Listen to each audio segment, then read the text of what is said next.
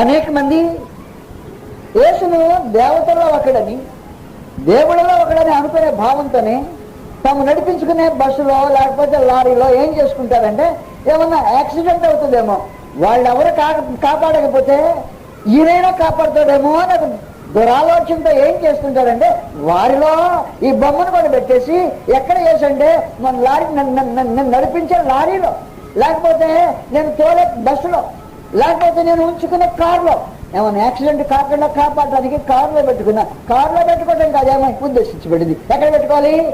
కారులో కాదు, హృదయంలో ప్రతిష్ఠించుకోవాల్సిన అవసరం. దేవుని కుమారుడైన క్రీస్తును హృదయంలో ప్రతిష్ఠించుకోవాల్సిన అవసరం ఉండగా కారులో పెట్టుకున్నా, నా ఇంట్లో బొమ్మలాగా పెట్టా, లేకపోతే ఇంకా ఏదో చేశాను అంటేనే నువ్వు నేరస్తుడు ఉంటావు. క్రీస్తు ప్రభువును అలక్ష్యం చేసిన వాడు ఉంటావు.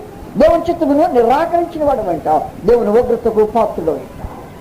క్రీస్తు ఎక్కడ మనం ఉండవలసిన స్థలంలో ఉంచుకోకపోతే మనుషులు ఎక్కడ పెట్టుకుంటారో గ్రంథంలో రాయబడింది.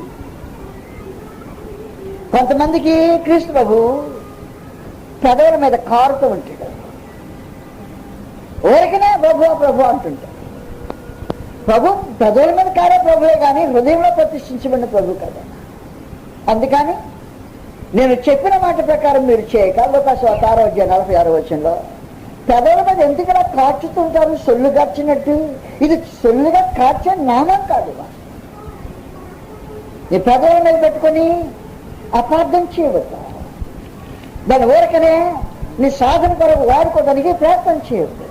నేను చెప్పిన మాట ప్రకారం మీరు చేయక, ప్రభు ప్రభు నేనే నన్ను పిలిచిన ఎందుకు అని 6:46 సంగతి. కొంతమందికి జీవితము నిలువెచ్చని జీవితం. కొంతసేపు భక్తిగా ఉంటారు, మరి కొంతసేపు భక్తిహీనంగా ఉంటారు.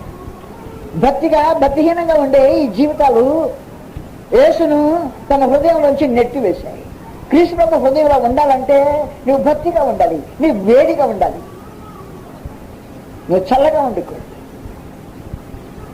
నువ్వు చల్లగా ఉన్నా వేడిగా ఉన్నా మంచిదే. వేడిగా ఉంటే నీ జీవితాన్ని ఉంటాడు.